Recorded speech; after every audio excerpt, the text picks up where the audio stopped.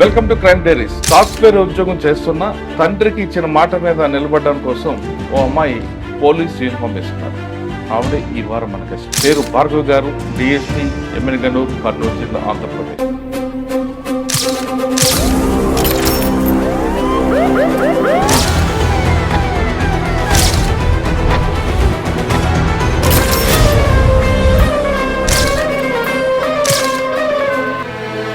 నాన్నకు ప్రేమతో చేసిన స్టోరీని ప్రతి ఒక్క మహిళ చూడాల్సిన, వినాల్సిన స్టోరీ.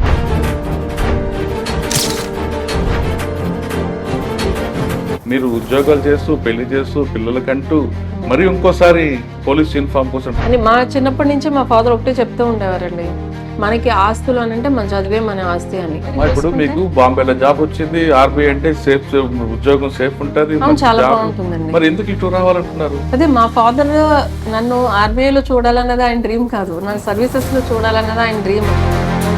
అప్పటికి నాకు డిఎస్పీ వచ్చిందని తెలిసేసరికి నేను ఆర్బీఐలో జాబ్ చేస్తున్నాను. ఫస్ట్ టైం ప్రెగ్నెన్సీ నాకు అప్పుడు. I was carrying at that time, delivery కూడా అవ్వలేదు. సో నేను ఇంట్లో ఉండేసరికి చాలా డిప్రెస్ అయిపోయేదాన్ని. అంటే ఎప్పుడు కూడా ఎక్కువ చదువుకోవడము, జాబ్ చేయడం, ఏదో ఒకటి చేస్తూ ఉండేసరికి.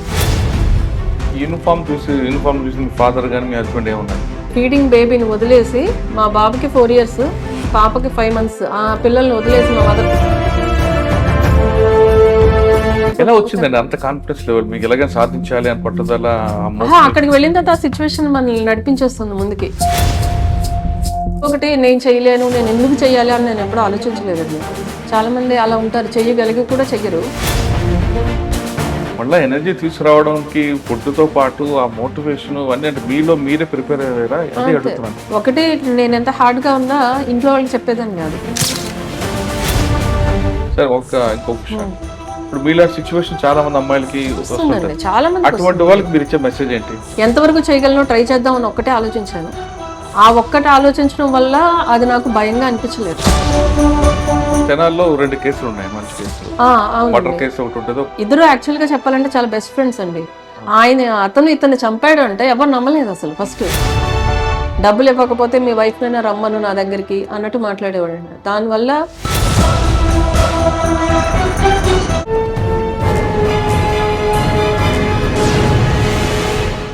Welcome to crime diaries. Software ఉద్యోగం చేస్తున్న తండ్రికి ఇచ్చిన మాట మీద నిలబడడం కోసం ఓ అమ్మాయి పోలీస్ యూనిఫామ్ వేసుకున్నారు. ఆవిడే ఈ వారం మన గెస్ట్. పేరు భార్గవ్ గారు, డిఎస్పీ, ఎమ్మెల్యేగనూరు, కర్నూలు జిల్లా, ఆంధ్రప్రదేశ్.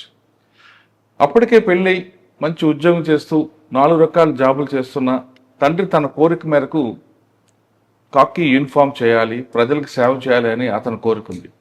అతని కోరిక నెరవేర్చాలని ఆమె జాబు చేస్తూనే మరొకసారి Group 1 రాయడం, Group 1లో సెలెక్ట్ అవ్వడం, ప్రస్తుతం ఎమ్మెల్యేగనూరులో డిఎస్పీగా పనిచేస్తున్నారు.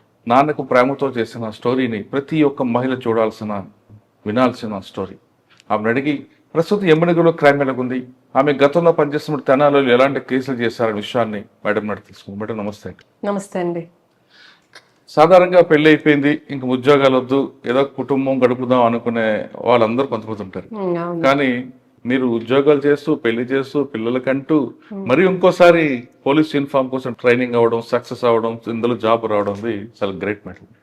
అంటే మీ స్టోరీ ప్రతి ఒక్క మహిళకి ఒక ఇన్స్పైర్ అవ్వాలి. అంటే పెళ్లి అయిపోయింది, ఇంక మా జీవితం వంటగదికి, మంచం గదికి ఇది వండుకోకుండా కష్టపడాలి, నాన్నకో మాట ఇచ్చాం, ఆ మాట నిలబడాలి, దానికి మీ ఆయన గారు కూడా సహకరించడం, ఈ విధంగా రావడం. తర్వాత పెళ్లి అయిపోయింది, పిల్లలు పుట్టారు కాబట్టి మన ఎనర్జీ పోయింది అనుకుంటా, కానీ ఎనర్జీ ఇంకా ఎక్కువ ఉంది మహిళలకి. మహిళకి ఉన్న స్ట్రాంగ్నెస్, ఆ పవర్ ఏంటో మీరు చూపించారు. మీకు చాలాసార్లు కంగ్రాట్స్ చెప్తున్నాను. థ్యాంక్ యూ అండి. అయితే మీ దగ్గర ఇప్పుడు ఎమ్మెల్యేగనూరులో క్రైమ్ ఎలాగుంది? మీరు ఈ డిపార్ట్మెంట్కి వచ్చేటప్పుడు మీరు ఎదుర్కొన్న ఛాలెంజ్ ఎలాగున్నాయి? తర్వాత ఈ డిపార్ట్మెంట్కి వచ్చిన తర్వాత ఎదుర్కొన్న ఛాలెంజ్ ఏంటి? ముఖ్యంగా ప్రతి మహిళకి పర్సనల్ లైఫ్, ప్రొఫెషనల్ అని ఉంటాయండి. అంటే పోలీస్ ఆఫీసర్ మగవాళ్ళు అయితే ఒక లైఫ్ ఉంటుంది, మహిళ అయితే ఒకలాగా ఉంటుంది. ఇక్కడికి వచ్చాక డ్యూటీ చేయాలి, ఇంటికి వెళ్ళాక మళ్ళీ తల్లిగా, భార్యగా, అత్త, కోడలుగా అన్ని చేస్తారు. ఈ 2 ఎలా మేనేజ్ చేస్తున్నారు? ఒకటి. నెంబర్ 2, పోలీస్ డిపార్ట్మెంట్కి వచ్చే అమ్మాయిలందరూ కూడా ఇక్కడ ఏదో ఇబ్బంది పడతారని, నైట్ టైం డ్యూటీలు ఉంటాయని, రకరకాల ఇష్యూస్ వస్తాయని కొంతమంది భయపడుతుంటారు. అట్లా వాళ్ళకి మీరు ఇచ్చే మెసేజ్ ఏంటి? మరి ఇంపార్టెంట్ ఏంటంటే ప్రస్తుతం సైబర్ క్రైమ్ నడుస్తుంది కాబట్టి సైబర్ క్రైమ్ విక్టిమ్ కాకుండా ఉండాలంటే ప్రజలు ఏం చేయాలి? ఈ 3 ప్రశ్నలకు సమాధానం చెప్పే ముందు భార్గవ్ గారి కుటుంబ నేపథ్యం ఒక్కసారి వెనక్కి వెళ్దాం. నా పేరు భార్గవి అండి. ప్రస్తుతం ఎమ్మిగ్నూరు డిఎస్పీగా చేస్తున్నాను. మా ఫాదర్ వచ్చేసి జనరల్ ఇన్సూరెన్స్లో చేసేవారు, న్యూ ఇండియా ఇన్సూరెన్స్ కంపెనీ, తాడేపల్లిగూడెము. ఆయన బ్యాక్గ్రౌండ్ కూడా చాలా నార్మల్ బ్యాక్గ్రౌండ్ అండి. మా గ్రాండ్ ఫాదర్ వచ్చేసి మా తాడేపల్లిగూడెం దగ్గర పల్లెటూరు ఉంది, పెద్ద తాడేపల్లి అని, అక్కడ ఆయన ఆర్ఎంపీ డాక్టర్గా చేసేవారు. ఆయన అక్కడ చాలా ఫేమస్ ఆయుర్వేదిక్ డాక్టర్. మొత్తం ఊరంతా కూడా ఆయన దగ్గరికే వచ్చేవారు మెడిసిన్కి. ఆయన చాలా నిస్వార్థంగా సేవ చేసేవారు. అప్పటికి ఫ్యామిలీ బ్యాక్గ్రౌండ్ చాలా పూర్ అయినప్పటికీ కూడా ఎవరు వచ్చినా కూడా మెడిసిన్స్ ఇచ్చేసేవారు. ఎప్పుడు వాళ్ళు ఎంత ఇస్తే అంత తీసుకోవడం, అంతేగాని డిమాండ్ చేయడం అంటూ ఉండేది కాదు. సో అప్పట్లో ఆయనకి 5 పిల్లలు, మా ఫాదర్ రెండో ఆయన. అయినప్పటికీ కూడా ఫ్యామిలీ గడవడం కష్టంగా ఉన్నప్పటికీ కూడా ఆయన అట్లా సేవ దృక్పథంతో ఉండేవారు. ఆయన హస్తవాసి కూడా చాలా మంచిది. సో ఊరంతా కూడా మొత్తం పెద్ద తాడేపల్లి అంటే మొత్తం అంతా కూడా ఆయన దగ్గరే మెడిసిన్ వాడడం కానీ ఏదైనా చాలా రెస్పెక్టబుల్ పొజిషన్లో ఉండేవారు ఆయన. మా ఫాదర్ వాళ్ళు చదువుకునేటప్పుడు కూడా చాలా కష్టాలు పడ్డారు. ఈయన పార్ట్ టైం వర్క్ చేస్తూ అట్లా చదువుకోవడము, అలా అక్కడ నుంచి దాదాపు ఒక 20-30 కిలోమీటర్ రోజు నడిచెళ్ళి చదువుకోవడము అట్లా చేసేవారు. ఇన్స్పైట్ ఆఫ్ దట్ ఎన్ని కష్టాలు ఉన్నప్పటికీ ఫైనల్ గా ఆయన జాబ్ తెచ్చుకున్నారు, గవర్నమెంట్ జాబ్. ఆ టైంలో తాడేపల్లిగూడెం అనగానే మంచి రిచ్ ఫ్యామిలీస్ ఉంటాయి, బాగా అగ్రికల్చర్ ఉంటుంది, సంవత్సరానికి 3 పంటలు అంటారు, రైస్ మిల్స్ ఉంటాయి, ఎక్కువగా మనీ ట్రాన్సాక్షన్ అంతా అక్కడే జరుగుతుంటారు. మరి తాడేపల్లిగూడెం కాదండి మాది, పక్కన తాడేపల్లిగూడెం పక్కన పెద్ద తాడేపల్లి అనే పల్లెటూరు. మీరు చెప్పిందంతా కరెక్టే, తాడేపల్లిగూడెంలో రిచ్ ఫ్యామిలీస్ వాళ్ళు ఉంటారు, కాదనట్లేదు. దాంతో పాటు కూడా మిడిల్ క్లాస్ వాళ్ళు కూడా ఉంటారు కంపల్సరీ. సో అక్కడి నుంచి మా ఫాదర్ జాబ్ చేస్తూ జాబ్ రీత్యా మేము తాడేపల్లిగూడెం మా చిన్నప్పుడు షిఫ్ట్ అవడం జరిగింది. ఆ తర్వాత కూడా మా ఫాదర్ ఎప్పుడు కూడా ఆయన చిన్నప్పుడు ఎంతైతే కష్టపడ్డారో, ఎంత కష్టపడినప్పటికీ చదువుకోవాలి అనే ధ్యేయంతో ఎన్ని కష్టాలు ఎదురైనా ఆయన చదువుకుని ఒక గవర్నమెంట్ జాబ్లోకి వచ్చారు. సో మమ్మల్ని కూడా అలాగే బాగా చదివించాలి అని మా చిన్నప్పటి నుంచి మా ఫాదర్ ఒకటే చెప్తూ ఉండేవారండి, మనకి ఆస్తులు అని అంటే మన చదివే మన ఆస్తి అని. నేను పెద్ద అమ్మాయిని, నా తర్వాత ఒక చెల్లెలు ఒక తమ్ముడు ఉన్నారు. మా ఫాదర్కి యాక్చువల్గా మా గ్రాండ్ ఫాదర్ డాక్టర్ కాబట్టి నన్ను కూడా డాక్టర్ చేయించాలి అన్న ఆశ ఉండేది. కాకపోతే నాకు బైపీసీ కంటే కూడా మ్యాథ్స్ అంటే ఇంట్రెస్ట్. సో మ్యాథ్స్ అంటే ఇంట్రెస్ట్తో నేను ఎంపీసీఏ తీసుకుంటాను అని చెప్తే సరే అని మా సిస్టర్ బ్రదర్ ఇద్దరు కూడా మెడిసిన్ ఫీల్డ్ వైపు వెళ్ళారు. సో వాళ్ళిద్దరూ డాక్టర్స్. మా సిస్టర్ వచ్చి ఎండి హోమియోపతి, మా బ్రదర్ వచ్చేసి డిఎం గ్యాస్ట్రోఎంట్రాలజిస్ట్. ఇద్దరు వాళ్ళ ఓన్ క్లినిక్స్ పెట్టుకున్నారు. నాన్ ఓన్లీ బీటెక్ అండి, ఎన్ఐటి వరంగల్ అండి. ఎన్ఐటి వరంగల్ అంటే నేను చిన్నప్పటి నుంచి కూడా ఎడ్యుకేషన్ లో టాప్. నాకు 10th క్లాస్లోనే ప్రతిభా అవార్డు వచ్చింది. 7th నుంచి కూడా తాడేపల్లిగూడెం పక్కన ప్రతిపాడు అని ఊరు, అక్కడ సెయింట్ మేరీస్. ఇంటర్మీడియట్ వచ్చేసి మన గూడవల్లి గౌతమ్ అని ఉండేది అప్పట్లో, గౌతమ్ లో చదువుకున్నా, కేకేఆర్ గౌతమ్, దానిలో చదువుకున్నాను నేను. Degree engineering NIT Warangal. దాని తర్వాత 1 year నేను సాఫ్ట్వేర్ జాబ్ చేశాను మోటరోలా. అంటే క్యాంపస్ సెలక్షన్స్ లో వచ్చేసరికి 1 year మోటరోలా జాబ్ చేశాను. అప్పటికే మా ఫాదర్ యాక్చువల్గా సివిల్స్ రాయాలి అని చెప్పి, అంటే చాలా మంది లేడీ కలెక్టర్స్ని, పోలీస్ ఆఫీసర్స్ని వాళ్ళందరినీ చూసి మెయిన్ ఈ సివిల్స్ రాయాలి, సర్వీసెస్లోకి రావాలి అని చెప్పేవారు. బట్ నేను చెప్పినట్టు మన మిడిల్ క్లాస్ ఫ్యామిలీ బ్యాక్గ్రౌండ్ కాబట్టి నా తర్వాత ఇంకో 2 పిల్లలు ఉన్నారు. సో ఇంజనీరింగ్ అవుతున్నప్పుడు పెళ్ళైందా? లేదండి, ఇంజనీరింగ్ అవుతున్నప్పుడు కాదు, నా తర్వాత ఇంకో 2 పిల్లలు, మా చెల్లెలు తమ్ముడు ఇద్దరు ఉన్నారు. సో ఇప్పుడు అప్పుడు సివిల్స్ కోచింగ్ అంటే ఎప్పటికీ కూడా కొంచెం మనీతో కూడుకున్నదే. సో నేను మళ్ళీ మా ఫాదర్కి అడిషనల్ గా బర్డెన్ కాకూడదు అని 1 year జాబ్ చేశాను. ఈ 1 year జాబ్ కూడా నేను సివిల్స్ కోచింగ్ నా అంతటా నేను పెట్టుకోవాలి అన్న ఉద్దేశంతో నోట్రోల్లో చేసా, హైదరాబాద్ లో 1 year అయిన తర్వాత, ఎగ్జాక్ట్ 1 year తర్వాత సివిల్స్ కోచింగ్ కోసం వచ్చానండి. అయితే ఫస్ట్ అటెంప్ట్ లో మెయిన్స్ వరకు వెళ్ళాను, ఇంటర్వ్యూకి సెలెక్ట్ అవ్వలేదు. 2 attempts రాశాను, అప్పుడు అవ్వకపోతే దాని తర్వాత ప్యారలల్ గా ఇంకా బ్యాంక్ జాబ్స్ కైనా వెళ్దాము అని చెప్పి ఇదే ప్రిపరేషన్స్ లో బ్యాంక్స్ జాబ్స్ కోసం అప్పుడు పీఓస్ ఉండేది, వాటికి అప్లై చేస్తే 3-4 బ్యాంక్స్ లో వచ్చింది ఒకటేసారి. ఆ, ఇది మోటారోలా చేస్తుంటే మన బ్యాంక్ లో కూడా వచ్చింది. మోటరోలో వదిలేసిన తర్వాత అండి, వదిలేసిన తర్వాత సివిల్స్ కోచింగ్ తీసుకున్నాము. సివిల్స్ కోచింగ్ తీసుకున్నాక 2 సార్లు సివిల్స్ అటెంప్ట్ చేస్తే 2 సార్లు కూడా మెయిన్స్ క్లియర్ అయిపోయింది. ఇంటర్వ్యూకి సెలెక్ట్ అవ్వలేదు, మెయిన్స్ వరకు వెళ్ళాను. మ్మ్. దాని తర్వాత ప్యారలల్ గా సివిల్స్ కి చదువుకుంటూనే బ్యాంక్ జాబ్స్ రాసాము. అప్పుడు ఓరియంటల్ బ్యాంక్ ఆఫ్ కామర్స్ ఉండేది, ఇప్పుడు పంజాబ్ నేషనల్ బ్యాంక్ లో కలిసిపోయింది అది. దానిలోనూ ఇండియన్ బ్యాంక్ ఒకటి, ఆ తర్వాత ఎస్బీఐ, మూడిట్లో వచ్చిందండి పీఓగా. వస్తే ఓరియంటల్ బ్యాంక్ ఆఫ్ కామర్స్ వచ్చేసి మేము అప్పుడు హైదరాబాద్ లో ఉండేదాన్ని, హైదరాబాద్ లో మా ఇంటికి దగ్గరలో ఉంది. మ్మ్. సో అందుకని దాంట్లో జాయిన్ అయ్యాను నేను. మ్మ్. ఇంటి దగ్గర నుంచి ఈజీగా వెళ్ళరావచ్చు అని. ఇవి రెండు కూడా ఇంకెక్కడిస్తారో తెలియదు. ఎస్బీఐ వచ్చినప్పటికీ కూడా దీనిలో జాయిన్ అయ్యాను. మ్మ్. అది చేస్తూ ఆర్బీఐ ఎగ్జామ్ రాశాను. మ్మ్. అప్పుడే గ్రేడ్ బి పోస్టులు పడ్డాయి. మ్మ్. రాస్తే దాంట్లో వచ్చింది. దానిలో వస్తే అప్పటికి ఓన్లీ 8 months అయింది నేను దానిలో జాయిన్ అయ్యి, okay. Oriental bank of commerce లో. మ్మ్. సో 8 months అయిన తర్వాత అది వదిలేసి ఆర్బీఐకి వచ్చేసాను. మ్మ్. ఆర్బీఐలో 5.5 years చేశానండి. ఆర్బీఐలో ఇక్కడ హైదరాబాద్. హైదరాబాద్ లో 4 years చేశాను. 1.5 year ముంబైలో చేశాను. మ్మ్. ఆర్బీఐలో చేస్తున్నప్పుడే మళ్ళీ సివిల్స్ రాశాను. ఆర్బీఐలో చేసే ముందు పెళ్ళయింది నాకు. కాదండి, మీరు సాధారణంగా ప్రతి అమ్మాయి కూడా ఉద్యోగం వస్తుంది చాలు అనుకున్న టైంలో మళ్ళీ మీరు చదవడం, మళ్ళీ ఉద్యోగాలు రావడం. అవునండి, నా లైఫ్ లో వెనక్కి తిరిగి చూసుకుంటే ఎక్కువ చదివే ఉంటుంది. విద్యార్థి. ఆల్మోస్ట్ అంతే. నిజంగా అంతేనండి, అలా చదువుతూనే ఉన్నాను.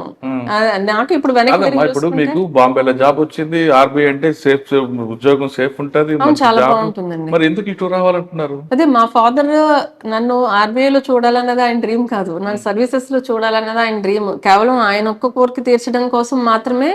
అంతవరకు నాకు సివిల్స్ ఇంట్రెస్ట్ లేదు. మా ఫాదర్ చెప్పిన తర్వాత దాన్ని ఇష్టంగా స్వీకరించాను, ఇష్టంగా ఇటువైపు రావాలి అని. కాకపోతే ఎప్పుడో వదిలేసిన సోషల్ అదంతానండి. చిన్నప్పుడు ఎవరికి సోషల్ అంటే ఇష్టం ఉండదు ఆబ్వియస్లీ. 10th అయిపోయిన తర్వాత దీంతో నాకు గొడవ లేదు ఇంకా వదిలేసారని అనుకున్నాను. ఎప్పుడైతే సివిల్స్ కోచింగ్ లోకి వచ్చాక తెలిసిందే అది మొత్తం సోషలే అని. జాగ్రఫీ, ఎకనామిక్స్, తర్వాత హిస్టరీ, పాలిటీ, ఇవన్నీ కూడా కంప్లీట్లీ సోషల్ సబ్జెక్ట్స్. ఆప్షన్ ఏం తీసుకున్నారు? ఆంథ్రోపాలజీ. కాదు, మీకు ఆర్బీఐలో ఉన్నప్పుడు పెళ్ళైంది, పెళ్ళి అవడం ఆర్బీఐలో జాబ్ రావడం ఒకటేసారి జరిగింది. ఒకటేసారి జరిగింది. పెళ్ళైన తర్వాత అంటే పెళ్లికి ముందు మీరు ఏమని చెప్పారు అప్పటికి? ఆర్బీఐలో జాబ్ వచ్చింది, నేను సివిల్స్ ప్రిపేర్ అవుతున్నాను. అబ్బాయికి ఆర్బీఐలో జాబ్ అంటే పెళ్లి చేసుకున్నారు ఆయన. కానీ మళ్ళీ మీరు ఉద్యోగం వచ్చిన తర్వాత సివిల్ రాస్తా ఉంటాను ఏమలేదా? అప్పటికే నేను సివిల్స్ రాస్తున్నానని తెలుసు, ఆర్బీఐలో జాబ్ వచ్చిందని తెలుసు. ఇన్స్పైట్ ఆఫ్ దట్ ఆయన నేను ఎలా ఉన్నా ఆయన యాక్సెప్ట్ చేస్తారు. That is my advantage. ఆయన అంటే హీఈస్ వెరీ బ్రాడ్ మైండెడ్. అప్పటికే నాకు ఇలా ఆర్బీఐలో జాబ్ వచ్చిందని చెప్పాము, నేను ఇంకా జాయిన్ అవ్వలేదు.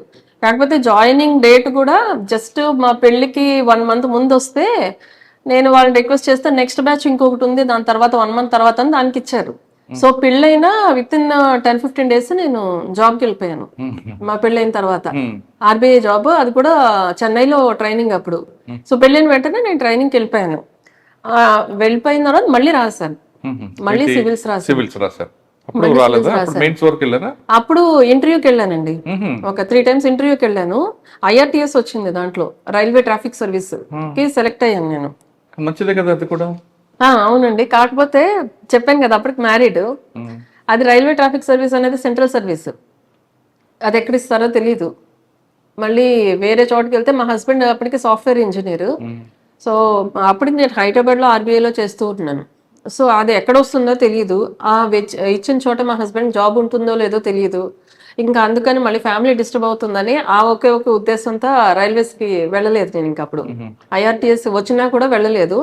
అప్పుడు ఇంకా అనిపించింది సివిల్స్ రాయడం కంటే నేను ఫ్యామిలీ లైఫ్ ఒక సెటిల్డ్ గా ఉండాలనుకుంటున్నాను కాబట్టి స్టేట్ సర్వీసెస్ అయితే స్టేట్ లోనే ఉంటాం కాబట్టి స్టేట్ సర్వీసెస్ రాద్దామని అప్పుడే ఫస్ట్ టైం రాశాను.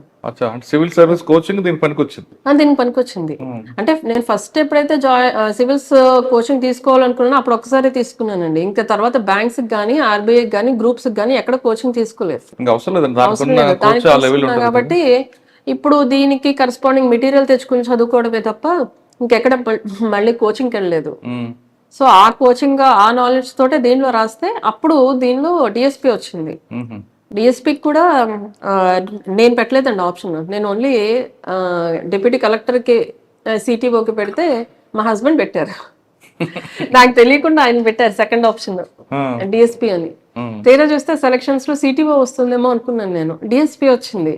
అప్పటికి నాకు డిఎస్పి వచ్చిందని తెలిసేసరికి నేను ఆర్బీఐలో జాబ్ చేస్తున్నాను. ఫస్ట్ టైం ప్రెగ్నెన్సీ నాకు అప్పుడు. I was carrying at that time, delivery కూడా అవ్వలేదు. అప్పుడు చాలా డైలమా ఉంది.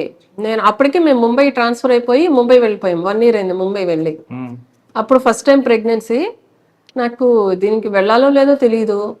పోలీస్ అంటే మీరు అన్నట్టు ఆబ్వియస్లీ అందరు అమ్మాయిలకి ఉండే భయము, టెన్షన్ అంతా మా పేరెంట్స్ కూడా అదే ఫీల్ అయ్యారు.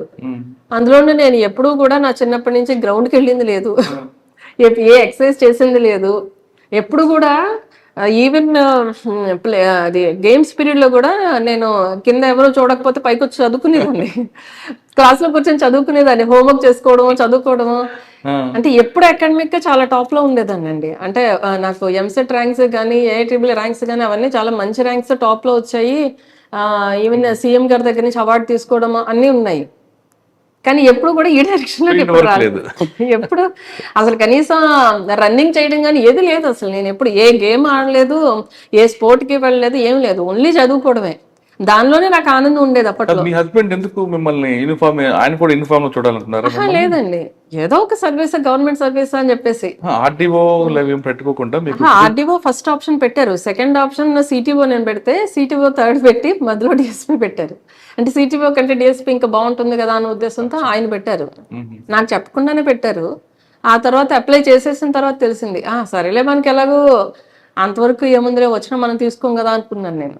అప్పటికే ప్రెగ్నెన్సీ కదా, మరి ట్రైనింగ్ అప్పుడు ఇబ్బంది రాలేదండి? అదేమైంది, ప్రెగ్నెన్సీ అంటే 2018 బ్యాచ్ నేను యాక్చువల్ గా.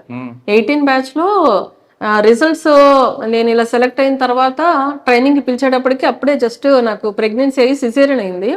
సిజేరియన్ అయ్యి జస్ట్ 2 months అయిందండి ఆపరేషన్ అయ్యి. సో వాళ్ళు అప్పుడు జాయిన్ అయినా కూడా నన్ను ట్రైనింగ్ లోకి తీసుకోలేదు వాళ్ళు. ఈ స్టేజ్ లో మేము తీసుకోము, ఈ హెల్త్ కండిషన్ లో మీరు ఫిజికల్ ఎక్సర్సైజెస్ చేయడానికి అన్ఫిట్ అని చెప్పి తీసుకోలేదు. నెక్స్ట్ బ్యాచ్ కి రమ్మన్నారు. ఆ నెక్స్ట్ బ్యాచ్ వచ్చేసరికి 4 years పట్టింది. ఆ 4 years ఏమి చేయలేదు, నేను ఇంట్లో మా బాబుతోటే ఉన్నాను. ఆ 4 years మళ్ళీ జాబ్ 22. ఇప్పుడు మీరు చెప్పారు కదా ఆదోని డిఎస్పీ గాని, వాళ్ళ బ్యాచ్ లో జాయిన్ అయ్యాను నేను. 4 సంవత్సరాలు ఏం చేశారు? ఏం లేదండి, అదే టైంలో కరోనా వచ్చింది.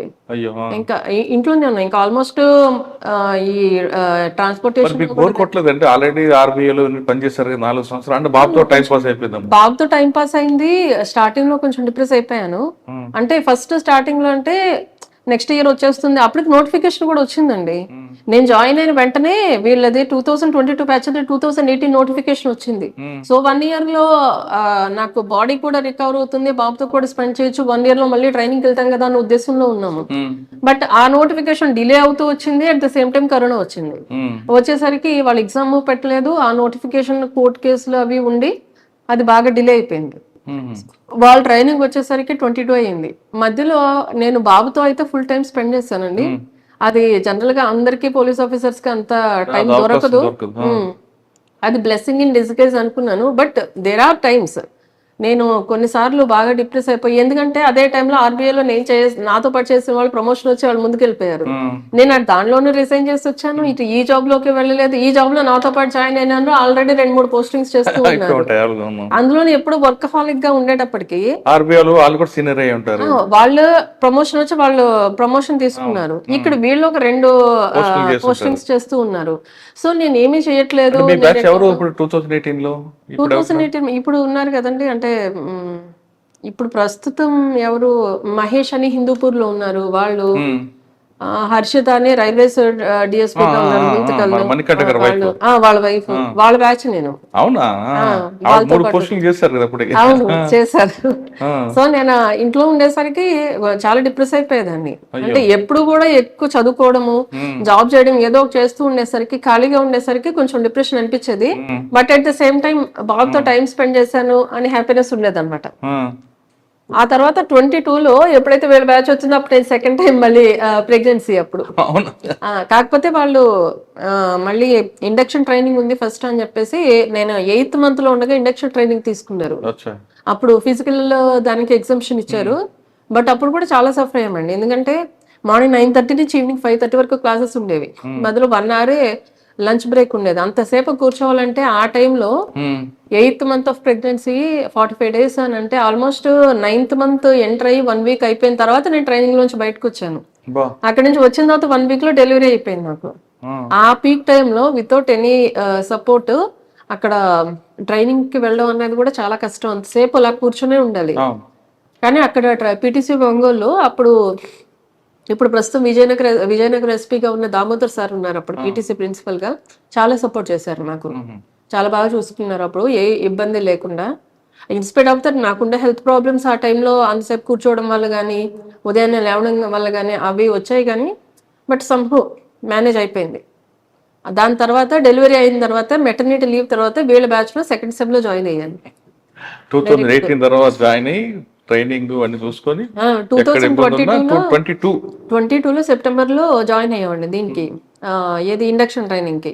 తర్వాత మెటర్నిటీ లీవ్ కి వెళ్ళి మళ్ళీ 2023 మేలో ఈ 22 బ్యాచ్ వాళ్ళు సెకండ్ సెమ్ కి వచ్చినప్పుడు జాయిన్ అయ్యాం.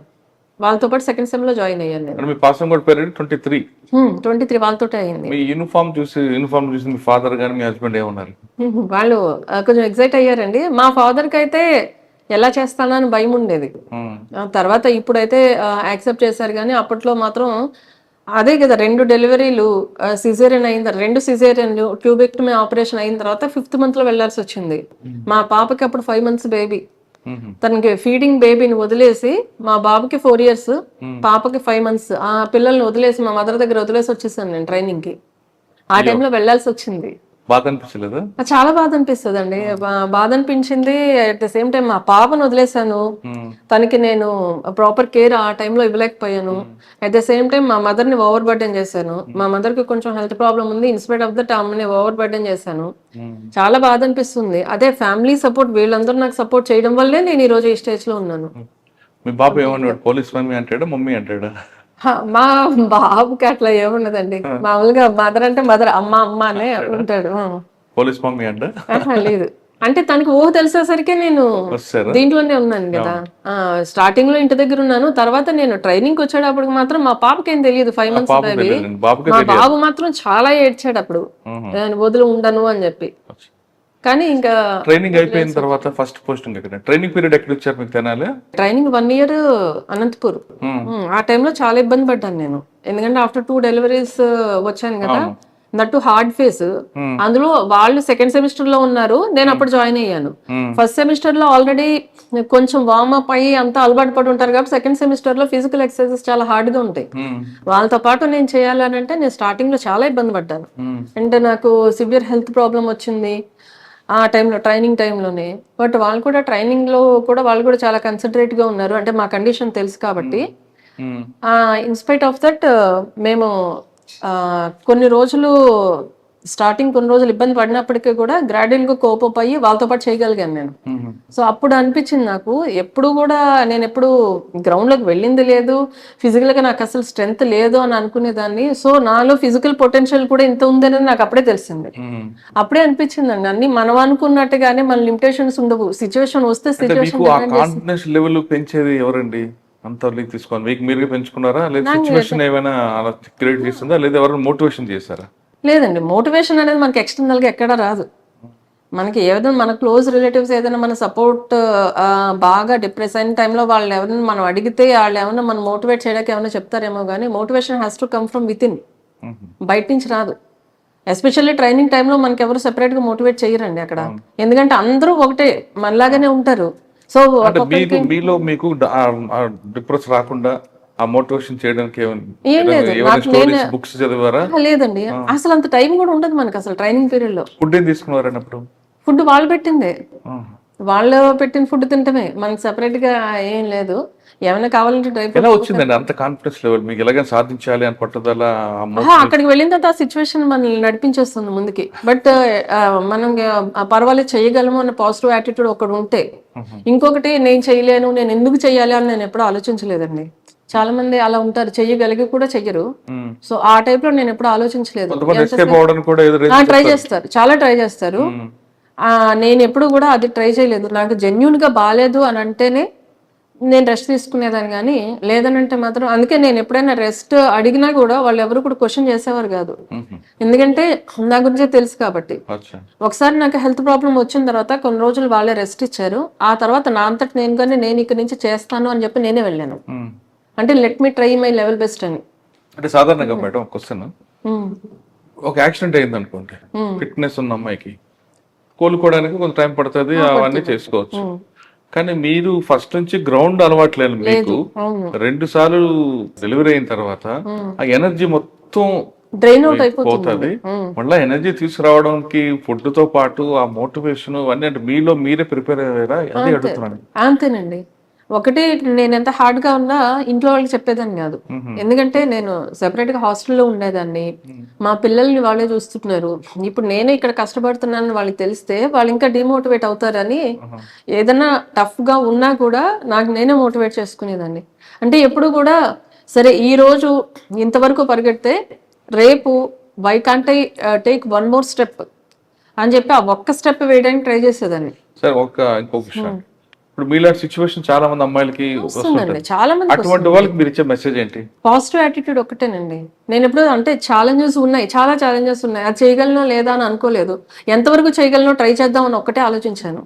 ఆ ఒక్కటి ఆలోచించడం వల్ల అది నాకు భయంగా అనిపించలేదు. ఫస్ట్ థింగ్, ఇంత పెద్ద పైకి ఎక్కాలి, అక్కడి నుంచి దూకాలి అన్నది ఆ భయం ఎప్పుడు పెట్టుకోలేదు. ఎంతవరకు ట్రై చేయగలనో చేద్దాము అంటే as far as my body permits, beyond that చేయమని అయితే ఎవరికి చెప్పనండి. ఎందుకంటే ఒకసారి డ్యామేజ్ అయితే బాడీ మళ్ళీ తిరిగి మళ్ళీ ఒరిజినల్ స్టేజ్కి అయితే రాదు అసలు. అందులో నేను ఆల్రెడీ 2 cesareans అయ్యాయి కాబట్టి నేను తీసుకోవాల్సిన జాగ్రత్తలు చాలా ఉంటాయి. సో ఏదైనా నాకు అది ఇబ్బంది అవుతుంది అన్న దానికి మాత్రం అంత ఎక్సెసివ్ గా ట్రై చేయలేదు. కానీ నేను చేయగలను అన్నిటికీ మాత్రం మిగిలిన అమ్మాయిలతో పాటు చాలా వరకు చేశాను నేను అన్ని. అంటే I'm not behind so many people. Top లో ఉన్నానని కాదు కానీ one of the first few members లో అయితే ఉన్నాను. ఓకే, కానీ డ్రిల్ ఉంటది, ఎక్సర్సైజ్ ఉంటాయి, తర్వాత పాసింగ్ అవుట్ పెరిగేటప్పుడు గంటలు గంటలు చేయాలి. ఆ ఎనర్జీ అంతా మీరు చేశానండి. అదే అందులో కూడా ఎగ్జామ్షన్ తీసుకున్నారా? లేదు, ఎక్కడ ఎగ్జామ్షన్ తీసుకోలేదు. స్టార్టింగ్ లో నాకు హెల్త్ ప్రాబ్లం వచ్చినప్పుడు మాత్రం తప్ప మిగిలిన టైంలో ఎక్కడ ఎగ్జామ్షన్ తీసుకోలేదు. ఎప్పుడు కూడా అండి నాకు ముందు నుంచి కూడా వాకింగ్ బాగా అలవాటు అండి. అంటే రన్నింగ్ అయితే ఎప్పుడు చేయలేదు, but I use to travel long distance on foot. ఎక్కువ నడుస్తూ ఉండేదాన్ని. ఫిజికల్ ట్రైనింగ్ అయిపోయిన తర్వాత గుంటూరు డిస్ట్రిక్ట్ ఇచ్చారు ప్రాక్టికల్ ట్రైనింగ్. గుంటూరులోనే first old Guntur police station లో చేశాను ఒక 3 weeks. దాని తర్వాత మంగళగిరి రూరల్ లో చేశాను. ఫస్ట్ గుంటూరు రూరల్ పోలీస్ చేశారు. సెంట్రీ దగ్గర ఉంటే మీకు డ్యూటీ ఉంటుంది. అవునండి, అన్ని ఉంటాయి. సెంట్రీ అనగా 8 hours నిల్చోవాలి గన్ పట్టుకొని. అంటే అంత ఉండదండి, 8 hours కాదు, 2 hours కి మారుతూ ఉంటారు, చేంజ్ అవుతూ ఉంటారు. 8 hours షెడ్యూల్, దాంట్లో 2 hours కి మారుతూ ఉంటారు. ఎందుకంటే అంతకంటే అటెన్షన్ స్పాన్ మనిషికి ఉండదు అని చెప్పేసి. 2 గంటలు మీరు సెంట్రీ డ్యూటీ చేశారు? చేసేవాళ్ళం, అన్ని చేసేవాళ్ళం. అంటే అన్నిసార్లు నిలబడ్డం అని కాదు, ఇప్పుడు ఎవరైనా వస్తే వాళ్ళతో మాట్లాడుతూ మూవ్మెంట్ కూడా ఉంటుంది. నైట్ డ్యూటీ కూడా చేశారా అప్పుడు? నైట్ డ్యూటీ కూడా చేసామండి ఖచ్చితంగా. అని మన పిఓపి టైంలోనే చాలా ఎక్కువసేపు నిలబడాల్సి వస్తుంది, కదలకుండా నిలబడాల్సి వస్తుంది. అవును, అవన్నీ చేశాకనే నా మీద నాకు ఇంకా కాన్ఫిడెన్స్ పెరిగింది. అప్పటిదాకా అకాడమిక్ పరంగానే కాన్ఫిడెన్స్ ఉండేది నాకు, ఫిజికల్ గా కాన్ఫిడెన్స్ అక్కడి నుంచే వచ్చింది. పిటిసి అనంతపూర్. అక్కడ తర్వాత ఎక్కడ చూసారు మేడం? ఫస్ట్ ట్రైనింగ్ అయిపోయింది, ట్రైనింగ్ అయిపోయింది. తర్వాత ఎస్ఐ ట్రైనింగ్ అది మంగళగిరి రూరల్ లో. ఓకే, ఆ తర్వాత సిఐ వచ్చేసి తెనాలి. అప్పుడు ఎస్ఐ డ్యూటీస్ అండి, అన్ని కేసెస్ కి ఏదైనా ఇప్పుడు చాలా మంది డెత్ కేసెస్ కానీ యాక్సిడెంట్ కేసెస్ రిపోర్ట్ అవడం, థెఫ్ట్ కేసెస్ రిపోర్ట్ అవడం, వీటన్నిటికీ సీన్ కి వెళ్ళి చూసి వచ్చేదాన్ని నేను. అక్కడే గ్రౌండ్ లెవెల్ ఎక్స్పీరియన్స్ వచ్చింది నాకు. అంటే ఎస్ఐ రోల్ ఏంటి అన్నది క్లారిటీ రావాలి అని అంటే మనకి అవన్నీ చేస్తేనే వస్తుంది. తెనాలి చేసాము. తెనాలి ఎంతకాలం చేశారు? 2 months. తెనాలిలో 2 కేసులు ఉన్నాయి, మంచి కేసులు. మర్డర్ కేసు ఒకటి ఉంటుంది, కిడ్నాప్ పోక్సో కేసు. ఈ రెండిట్లో లీడ్స్ ఏమి వచ్చాయి, నేను నేర్చుకున్నారు. అంటే ఫస్ట్ నేను వెళ్ళిన 1 week మర్డర్ జరిగిందండి. నైట్ చంపేశారు, మార్నింగ్ వచ్చేసరికి ఆ వాకింగ్ చేసే వాళ్ళు చూస్తే తెలిసింది అక్కడ మర్డర్ జరిగిందని చెప్పేసి. కానీ ఇమీడియట్ గా అప్పుడు మొత్తం అంటే ఒక గ్రేవ్ అఫెన్స్ ఏదైనా జరిగినప్పుడు పోలీస్ ఫోర్స్ అంతా కూడా చాలా యునైటెడ్ గా యాక్ట్ చేస్తారండి. అది మాత్రం నేను ఫస్ట్ అక్కడ నేర్చుకున్నాను.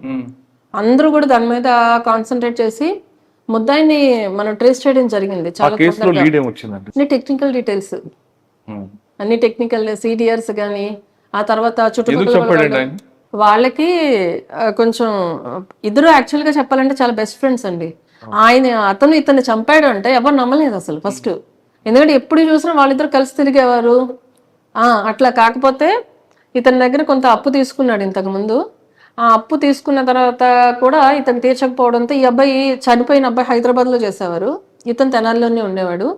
వచ్చినప్పుడు ఎప్పుడైనా సరే ఇతను చంపాలని ప్లాన్ చేసుకున్నారండి. ఎందుకంటే మెయిన్ మోటివ్ వీళ్ళ వైఫ్ని తిట్టేవాడు, వల్గర్గా మాట్లాడేవాడు అని.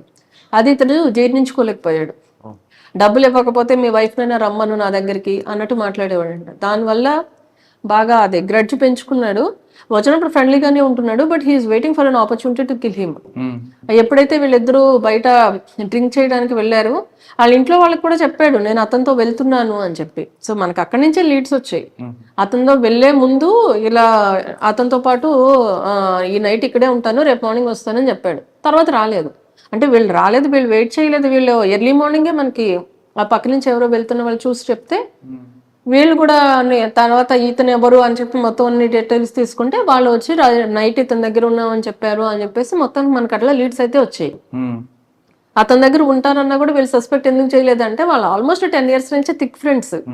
అలాంటి అతను ఈ అబ్బాయిని చంపుతాడని ఎవరు ఎక్స్పెక్ట్ చేయలేదు.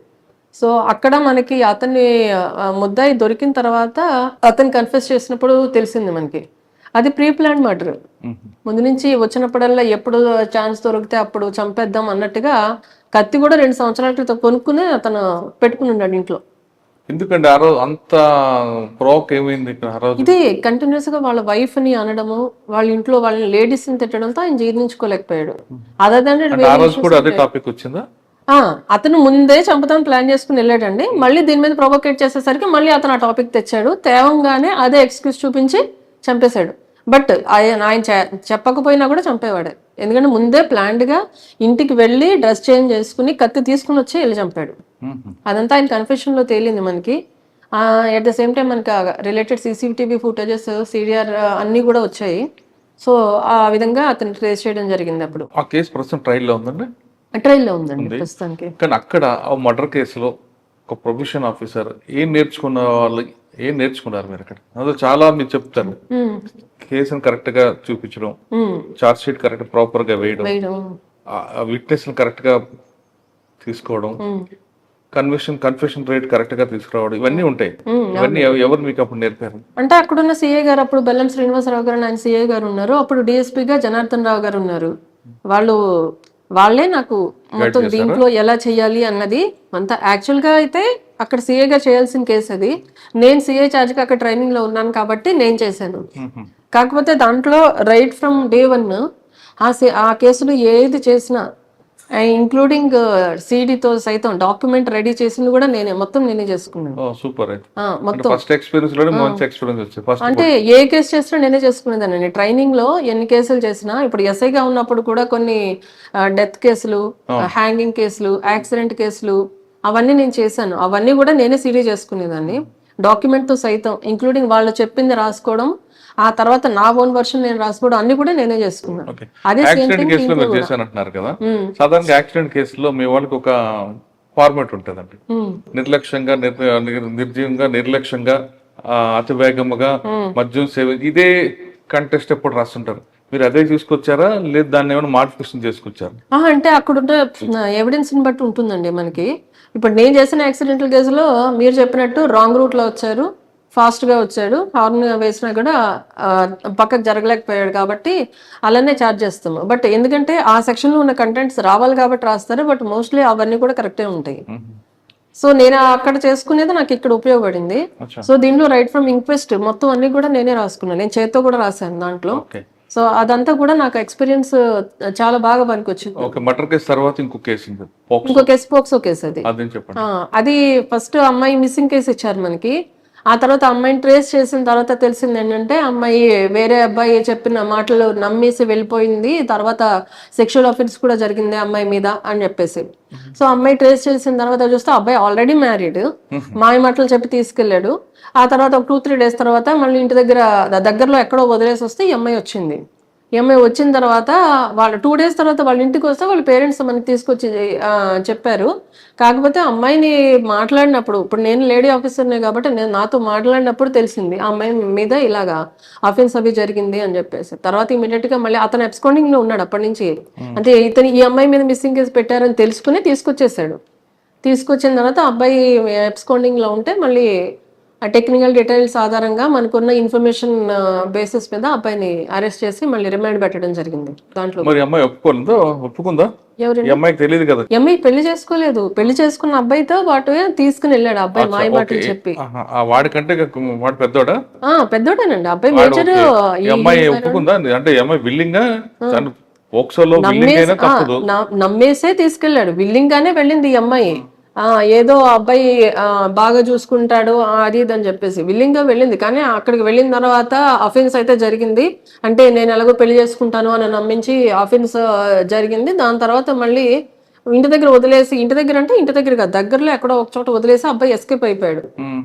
ఆ తర్వాత ఈ అమ్మాయి వచ్చింది, అప్పటికి నమ్ముతూ ఉంది అతన్ని. కానీ తర్వాత మనము మాట్లాడినప్పుడు ఏమ్మా ఆ అబ్బాయి ఆల్రెడీ మ్యారీడ్, మరి ఇట్లా నిన్ను నిజంగా ఇష్టపడేవాడైతే ముందే చేసుకోవాలి కదా, అందులో నువ్వు ఇంకా చిన్న అమ్మాయివి అని మనం బాగా కౌన్సిలింగ్ ఇస్తే అప్పుడు రియలైజ్ అయింది ఆ పాప నన్ను మోసం చేశాడు అని చెప్పి. బట్ ఎనీహో కన్సెంట్ అనేది నో కన్సెంట్ పోక్సో కాబట్టి. ఇప్పుడైతే ప్రస్తుతం అది కూడా ట్రయల్లో ఉందండి. అక్కడ నుండి ఫస్ట్ పోస్టింగ్ ఇక్కడే. ఓకే. ఎబ్బెనగనూరు అనగానే ఒకప్పుడు ఫ్యాక్షన్ ఏరియా. మరి భయపడ్డారా? లేదు బాగానే చూస్తాం సంగతి తెలుసుకుందాం వచ్చారా? అంటే నాకు దాని గురించి అంత ఆలోచించలేదండి. పోస్టింగ్ వచ్చింది, జాయిన్ అయ్యాను. ఫస్ట్ ఈ పోస్టింగ్ లో రాగానే వచ్చిన ఛాలెంజ్ ఏముందండి? అంటే ఒకప్పుడు ఫ్యాక్షన్ ఇప్పుడు లేదు. పక్కనే రాఘవేంద్ర స్వామి టెంపుల్, మంచి టెంపుల్ ఉంటది. నేను రాగానే ఆరాధనోత్సవాలు జరిగాయి మంత్రాలయంలో. ఆరాధనోత్సవాలు అని ఫస్ట్ అదే హెవీ బందోబస్తు. అదే సేమ్ టైమ్ మాకు ఇక్కడ కౌతాలం కూడా ఉంది. కౌతాలంలో ఉరుకుంద స్వామి టెంపుల్ ఉంది. అక్కడ కూడా శ్రావణ మాసం ఉత్సవాలు జరుగుతూ ఉన్నాయి. అవి కూడా చాలా హెవీ క్రౌడ్స్ వస్తారు అక్కడ ఇక్కడ కూడా. అది నాకు ఫస్ట్ పోస్టింగ్ కాబట్టి అదే కొంచెం ఛాలెంజింగ్ అనిపించింది. బట్ మా ఎస్పీ గారి సపోర్ట్తో, తర్వాత ఇక్కడ అదర్ డిఎస్పీస్ కూడా చాలా సపోర్ట్ చేశారు. అందుకని మన ఫస్ట్ పోస్టింగ్ కాబట్టి ఖచ్చితంగా వాళ్ళందరూ మనకి అంతకుముందు ఎక్స్పీరియన్స్ ఉండదు కాబట్టి ఎస్పీ గారు అయితే చాలా సపోర్టివ్గా ఉంటారండి మాకు ఇప్పటికీ కూడా. బాగా సపోర్ట్ చేస్తారు. ఎప్పుడైనా రిక్వైర్డ్ గైడెన్స్ ఇస్తారు. అట్ ద సేమ్ టైం మనకి ఏమైనా అవసరం అయితే స్ట్రెంత్ కూడా బయట నుంచి పంపిస్తారు. సో ఆ విధంగా కంప్లీట్ చేశాము. ఆ తర్వాత ఇమీడియట్ గా నేను వచ్చి 1 month కూడా కాలేదు వినాయక చవితి అన్నది డెఫినెట్లీ మేజర్ బందోబస్తు ఉంటుంది ఎక్కడైనా కూడా. అది ఇక్కడ ఎమ్మిగ్నూరులో అయిపోయిన తర్వాత మళ్ళీ ఆదోని వెళ్ళాము, అక్కడి నుంచి కర్నూలు చేసాము. దాని తర్వాత ఇమీడియట్ గా దసరా ఫెస్టివల్, ఆ తర్వాత ఇంకా దీపావళి అవన్నీ వస్తూ ఉన్నాయి. ఆ తర్వాత మాకు రీసెంట్ గా అయితే నీలకంఠేశ్వర స్వామి జాతర ఎమ్మిగ్నూరులో చాలా ఫేమస్. ఆ జాతర మొన్న రీసెంట్ గానే కంప్లీట్ అయింది. అది కూడా సక్సెస్ఫుల్ గా కంప్లీట్ అయిందండి. మీరు వచ్చిన తర్వాత డబుల్ మోట్ ఒకటి జరిగింది. అవును, అదే రోజు జరిగింది. నీలకంఠేశ్వర స్వామి జాతర రోజునే జరిగింది. యాక్చువల్ గా అది కూడా ఇంతకుముందు 2 years బ్యాక్ జరిగిన మర్డర్ కి ఇది అసలు ఫ్యాక్షన్ అనేది కాదండి. దీనికి మనం ఫ్యాక్షన్ అని పెట్టలేము. ఎందుకంటే అసలు మోటివ్ కూడా ఆ ఊరు ఎప్పుడు కూడా అంతకుముందు కందనాతిలో జరిగింది. ఇది యాక్చువల్గా చాలా పీస్ఫుల్ ఏరియా. ఇక మేజర్ కమ్యూనిటీ వచ్చేసి బోయాస్. ఫస్ట్ 2024లో ఫిబ్రవరిలో జరిగింది అని చెప్పేసి తెలిసింది. దాంట్లో ఏంటంటే ఒక వీధిలో నార్మల్ పబ్లిక్ ట్యాప్ ఉంది, మున్సిపల్ ట్యాప్. ఆ ట్యాప్ లోంచి ఆ వాటర్ అందరూ పట్టుకుంటూ ఉన్నారు. ఇద్దరు ఇల్లు కట్టుకుంటున్నారు కొత్తగా, వాళ్ళిద్దరు బ్రదర్స్. ఆ ఇల్లు కూడా కొంచెం రోడ్డు మీదకి వచ్చేలా కట్టారు. రోడ్ మీదకి వచ్చేలా కట్టేటప్పటికి టర్నింగ్ తీసుకోవడానికి ఇబ్బంది అవుతుంది అక్కడ. ఆ రోడ్స్ అన్ని విలేజ్ రోడ్స్ చిన్నగా ఉంటాయి. అండ్ మోర్ ఓవర్ ఈయన ఏం చేసేవారంటే ఆ పబ్లిక్ ట్యాప్ లోంచి వాటర్ తీసి ఇల్లు తడపడానికి, క్యూరింగ్ కి దానికి వాడేవారు. సో వీళ్ళకి మిగిలిన వాళ్ళకి నీళ్ళు తక్కువయ్యేవి. సో ఇది ప్రొలాంగ్డ్ గా జరిగేసరికి వాళ్ళందరూ వీళ్ళ దగ్గరికి అడగడానికి వెళ్ళారు. అడగడానికి వెళ్ళినప్పుడు జరిగిన ఘర్షణలో పక్కన ఏదో గరిటె ఉంటే దాంతో తల మీద కొట్టేసరికి సివియర్ ఇంజురీస్ అయ్యి హాస్పిటల్ అడ్మిట్ అయిన తర్వాత ఒక ఇద్దరు చనిపోయారు. అసలు గొడవ జరగడమే అది. అక్కడ దాంట్లో పెద్ద ఇష్యూస్ లేవు, ఏం లేవు. ఇళ్ళ ఫస్ట్ లేడీస్ గొడవ స్టార్ట్ అయిన తర్వాత జెంట్స్ ఇన్వాల్వ్ అయ్యారు, దాంట్లో చనిపోయారు వాళ్ళు. అసలు ఫ్యాక్షన్ అని కాదు, ఏం కాదు. ఆ తర్వాత ఆ ముద్దాయిలకి రిమాండ్ పెట్టారు. తర్వాత వాళ్ళు చాలా సంవత్సరాలు మొన్నటి దాకా కూడా వాళ్ళు ఊర్లో లేరు. మొన్న దసరాకి వాళ్ళకి అక్కడ జాతర జరుగుతుంది, అమ్మవారి జాతర. ఆ టైంలో వచ్చారు. అప్పటికే మనము హెవీ పోలీస్ బందోబస్తు ఉంది, పికెట్ అన్ని నడుస్తూ ఉన్నాయి. మొన్న ఆ రోజు వాళ్ళు పొలంకి వెళ్తూ ఉన్నప్పుడు ఎదురుగా వీళ్ళిద్దరు అపోనెంట్స్ ఎవరైతే ఉన్నారో, ఒకళ్ళ కంప్లైంట్ ఇంకొకటి అక్యూజ్డ్, ఏది 24 కేసులో. వాళ్ళు ఇప్పుడు వస్తున్నప్పుడు ఒకరికొకళ్ళు ఆటో ఎదురైతే నువ్వు తీయ అనే టైంలో ఇదిగో వీళ్ళు మనల్ని చంపేసి కూడా ఇంకా హై హ్యాండెడ్ గా ఉన్నారు, వాళ్ళు తగ్గట్లేదు అన్నట్టుగా గొడవ స్టార్ట్ అయింది వాళ్ళకి. గొడవ స్టార్ట్ అయ్యి వీళ్ళు మళ్ళీ మన మీదకి వస్తున్నారు, మళ్ళీ చంపుతారా ఏంటి అన్నట్టు అప్పటికప్పుడు ప్రొవోక్ అయిపోయి అప్పటికప్పుడు అందరూ అక్కడక్కడే వాళ్ళే కదా, అప్పటికప్పుడు అక్కడ ఉన్న వాళ్ళు ఏవే వెపన్స్ ఉంటే తీసుకొచ్చేసి అతన్ని అటాక్ చేస్తారు ఫస్ట్ పర్సన్ని. కానీ అతను సంభవం ఎస్కేప్ అయ్యాడు. ఎస్కేప్ అయిన తర్వాత ఇంట్లో ఉన్న అతన్ని, పొలంలో ఉన్న అతన్ని వీళ్ళు వెళ్ళి చంపారు. అంటే రీజన్ 2024 24దే. నల్లా పంచాయతీ. అంతే. అప్పుడు చంపారు కదా, ఇప్పుడు కూడా మా మీద ఇంత హై హ్యాండెడ్ గా ఉన్నారు వీళ్ళు అని. ఈ ట్రాక్టర్స్ అది ఎదురుబదురుగా వచ్చినప్పుడు జరిగిన ఇష్యూ అది. అది ముందు ప్రీ ప్లాన్డ్ కాదు, ఏం కాదు. అది జస్ట్ అప్పుడు ఆ సడన్ ప్రొవకేషన్ లో వాళ్ళు వచ్చి, అంటే అప్పుడు అలాగే చంపేశారు, ఇప్పుడు కూడా మమ్మల్ని అలాగే చంపుతారా ఏంటి, ఎప్పుడు కూడా మేము ఇలా లూజింగ్ ఎండ్ లోనే ఉన్నాము అని చెప్పి, అది కూడా కరెక్ట్ గా ఇప్పుడున్న ఎక్యూజ్డ్ ఇళ్ళ దగ్గర జరిగింది. సో ఇమీడియట్ గా గ్యాదర్ అయిపోయారు వాళ్ళు. ఇమీడియట్ గా గ్యాదర్ అయిపోయి వాళ్ళ అంటే అందరూ కూడా ఫార్మర్సే కదా, అక్కడ అగ్రికల్చర్ ఇంప్లిమెంట్స్ ఉంటాయి కదండి, అవి తీసుకుని వచ్చేసారు. అవి తీసుకుని వచ్చి దాంతో అటాక్ చేశారు. వస్తుంది కదండి. ఇప్పుడు అంటే ఫ్యాక్షన్ అంటే ఒకప్పుడు విలేజ్ లో డామినేషన్ కోసము దానికోసం చేశారు. 24లో జస్ట్ ఈ పంచాయతీ జరిగింది. ఇప్పుడు వీళ్ళు మళ్ళీ మమ్మల్ని చంపుతారా అన్న ఉద్దేశంలో పట్టుకుని వచ్చేసి కొట్టేసుకున్నారు. దొరికారండి. Within 3 days. మనం 5th జరిగితే 8th కల్లా మనం వాళ్ళని అరెస్ట్ చేసి రిమాండ్ పెట్టాము. 12 మందిని అప్పుడు పెట్టాము. ఇంకొక 2-3 days లో మిగిలిన ఇంకో 13 మంది, టోటల్ 25 members ని రిమాండ్ పెట్టాము. మీరు ఎంఎన్ గారు చార్జ్ తీసుకున్న తర్వాత మీ సబ్ డివిజన్ లో ఒక పోలీస్ స్టేషన్ కి ది బెస్ట్ పోలీస్ అవార్డు వచ్చింది. అవునండి. అది ఎందుకు వచ్చింది, ఎలా వచ్చింది? పెదకడ్పూర్ పోలీస్ స్టేషన్ లో ఈ జస్ట్ ఈ మర్డర్ జరిగిన ఒక 3-4 days లోనే వచ్చింది. కాకపోతే కాకపోతే దానికి అదే అవార్డు అయితే అప్పుడు వచ్చిందండి. దాని ప్రాసెస్ ఎప్పటి నుంచో స్టార్ట్ అయింది. నేను వచ్చిన తర్వాతనే వాళ్ళు విజిట్కి వస్తున్నారు అని చెప్పి తెలిసింది. అది ఎప్పుడు అరౌండ్ సెప్టెంబర్లోనో ఇప్పుడు వాళ్ళు విజిట్కి వచ్చారు పోలీస్ స్టేషన్కి. వచ్చారు. అక్కడ మెయిన్ వాళ్ళు చూసింది ఏంటంటే పబ్లిక్ రిసీవింగ్ ఎట్లా ఉంది, మనం పబ్లిక్కి మినిమం ఫెసిలిటీస్ ప్రొవైడ్ చేస్తున్నామా, అంటే సీటింగ్ అరేంజ్మెంట్ కానీ, ఇప్పుడు కొంతమంది డిఫరెంట్లీ ఏబుల్డ్ పీపుల్ ఉంటారు, వాళ్ళకి రావడానికి ర్యాంప్ సౌకర్యం ఉందా, కూర్చోవడానికి అరేంజ్మెంట్స్ ఉన్నాయా, ఆ తర్వాత ఇంపార్టెంట్ నెంబర్స్, ఎమర్జెన్సీ నెంబర్స్ కానీ, అది ఎపీల్ అంటే ఫస్ట్ ఎపీల్, సెకండ్ ఎపీల్ ఆర్టీఐలో ఉంటే ఆ నెంబర్స్ కానీ అవన్నీ డిస్ప్లే చేస్తున్నామా లేదా, CCTVనెస్ అనేది మాకు అప్లికేషన్ ఉంటుంది, దానిలో రెగ్యులర్గా అప్లోడ్ చేస్తున్నామా లేదా, ఫస్ట్ ఎయిడ్ ఎలా ఉంది, ప్రివెంటివ్ మెజర్స్ ఎలా ఉన్నాయి, మెన్కి ఈ మెస్ క్వాలిటీ కానీ అవన్నీ ఎట్లా ఉన్నాయి, చుట్టూ గ్రౌండ్ ఉందా లేదా, మెన్కి ఫిజికల్ యాక్టివిటీస్కి ఉన్నాయా లేదా, ఇట్లాంటివన్నీ తీసుకుని పోలీస్ స్టేషన్ నీట్గా ఉందా లేదా, స్టాఫ్ ఎలా ఉన్నారు, ఇవన్నీ తీసుకుని ఆ ఆస్పెక్ట్స్ లో వాళ్ళు పెదకడ్పూర్ అండి డీజీ గారు ఇచ్చారు. ఎప్పుడు అరౌండ్ జనవరి 10th, 11th, 9th ఎప్పుడు మేము వెళ్ళి విజయవాడకి వెళ్తే మా ఎస్పీ గారికి మాకు అందరికి కూడా డీజీపీ గారు అవార్డు ఇవ్వడం జరిగింది, సర్టిఫికెట్ ఇచ్చారు. ఓకే, ఈ రెండు కాకుండా ఎంఎన్ గారిలో మీ మార్క్ ఏముందండి? ఇంకా మార్క్ అంటే ప్రజలను అడిగితే తెలుస్తుందండి. నేను వచ్చిన తర్వాత విజువల్ పోలీసింగ్ ప్రాక్టీస్ ఇస్తారా, టెక్నాలజీ పోలీసింగ్ ప్రాక్టీస్ ఇస్తారా? అంటే రెండు ఉంటాయండి కంపల్సరీ. ఎందుకంటే ఇక్కడ మనము గుంటూరు అటు సైడ్ ఏరియాస్ చూసుకుంటే కొంచెం డెవలప్డ్ అండి. నా చిన్నప్పుడు అటువైపు ఏరియాస్ ఎలా ఉన్నాయి, ఇప్పుడు ఇక్కడికి అట్లానే ఉన్నాయి. ఇప్పుడు ఎస్పెషల్లీ కోసిగి, కౌతాలము ఇటువైపు ఏరియాస్ తీసుకుంటే ఆ మండలాలన్నీ కూడా చాలా బ్యాక్వర్డ్. పిల్లలు చాలా వరకు చదువుకోరు, అందరూ సుగ్గికి అని చెప్పి మైగ్రేట్ అయ్యి వెళ్ళిపోతూ ఉంటారు. ఇక్కడ వాళ్ళకి లైవ్లీహుడ్ ఫెసిలిటీస్ అట్లనే ఉన్నాయి. అంటే ఆల్మోస్ట్ రెయిన్ ఫెడ్ క్రాప్సే. ఆ క్రాప్ ఉన్నప్పుడు మాత్రం ఇక్కడ ఉంటారు. అది అయిపోయిన తర్వాత, క్రాప్ ఈల్డ్ అయిపోయిన తర్వాత మెజారిటీ ఆఫ్ ద క్రాప్ పత్తే ఉంటుంది. ఎందుకంటే ఎక్కడైతే వాళ్ళకి ఇరిగేషన్ ఫెసిలిటీస్ ఉన్నాయో, ఎక్కడైతే కెనాల్స్ దగ్గరలో ఉంటాయో అక్కడ మాత్రం వరి వేస్తూ ఉంటారు. మిగిలిన చోట అన్ని కూడా ఆల్మోస్ట్ పత్తే ఉంటుంది ఇక్కడ. అంటే మిగ్నూరు ఈ పత్తికి, ఈ చేనేత వాటికి ఫేమస్. సో అది ఉంది. దాంతోపాటు మేజర్ క్రాప్ కూడా ఇదే. సో వీళ్ళందరూ కూడా ఇక్కడ మేజర్ ఆక్యుపేషన్ వచ్చేసి అగ్రికల్చర్. ఎడ్యుకేషన్ ఫెసిలిటీస్ తక్కువ ఉంటాయి, అంతా కొంచెం బ్యాక్వర్డ్గా ఉంటారు.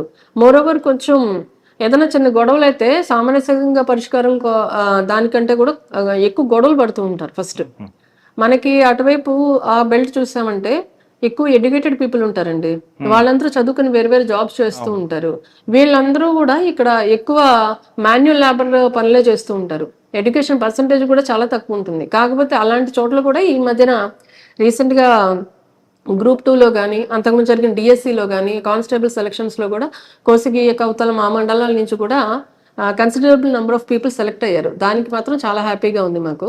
ఇంకా ఇక్కడ చైల్డ్ మ్యారేజెస్ కానీ, పోక్సోలో ఎలోప్మెంట్స్ చాలా ఎక్కువ ఉంటాయండి. సో వాటన్నిటి కోసం కూడా మేము క్రైమ్ అగెన్స్ట్ విమెన్ గురించి మా ఎస్పీ గారి ఆదేశాల మేరకు ఎక్కువ అవగాహన కార్యక్రమాలు నిర్వహిస్తూ ఉన్నాము. రోజు కూడా మా సిఐలు ఎస్ఐలు అన్ని చోట్ల వెళ్తూ ఉన్నారు. నేను రోజుకు ఒక విలేజ్ అయినా కవర్ చేస్తూ ఉంటాము. ఇప్పుడు మీది అయిన తర్వాత కూడా ఇంకో విలేజ్కి వెళ్లాల్సింది ఉంది. సో అలాగా విస్తృతంగా మేము అవగాహన కార్యక్రమాలు చేస్తున్నాము. ఇంకొకటి మనకు ఎమ్మిగనూరు నుంచి ఆదోని నుంచి ఎమ్మిగనూరు వచ్చే రోడ్డు హైవే ఉంది. హైవే మీద జనరల్గా ఎక్కువ యాక్సిడెంట్స్ జరుగుతూ ఉన్నాయి. దాని మీద కూడా మేము ప్రజలకు ఎక్కువ అవగాహన కార్యక్రమాలు చేపడుతున్నాము. హెల్మెట్ పెట్టుకోమని, డ్రింక్ చేసి డ్రైవ్ చేయొద్దు అని. ఎక్కువ మాకేమవుతుందంటేనండి, మంత్రాలయం మా సబ్ డివిజన్ లో ఉంది.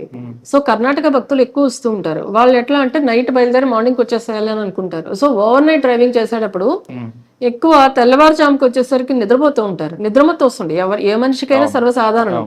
కానీ ఆ టైంలో వాళ్ళని కొద్దిసేపు ఆపి రెస్ట్ తీసుకుని డ్రైవ్ చేస్తే బాగుంటుంది, ఒక హాఫ్ అన్ అవర్ అయినా నిద్రపోయి.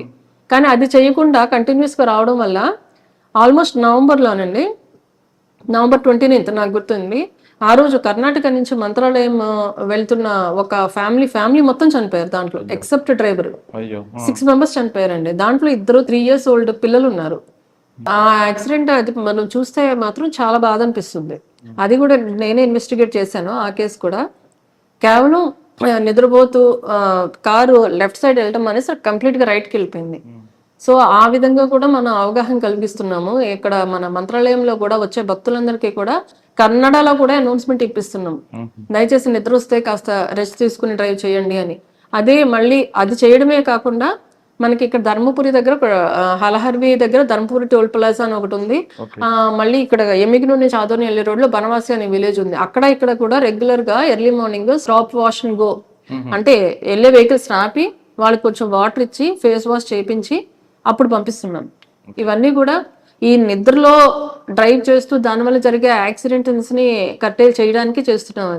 అవి కాకుండా మైనర్ డ్రైవింగ్ మీద ఎక్కువ ఫోకస్ చేస్తున్నాము. మైనర్ డ్రైవింగ్ చేయకూడదని దాని మీద అవగాహన కార్యక్రమాలు చేస్తూ కూడా దానికి రిలేటెడ్ ఫైన్స్ కూడా ఇంపోజ్ చేస్తున్నాం. ఎందుకంటే మనం ఇవ్వాల్సినంత అవేర్నెస్ ఇచ్చాము.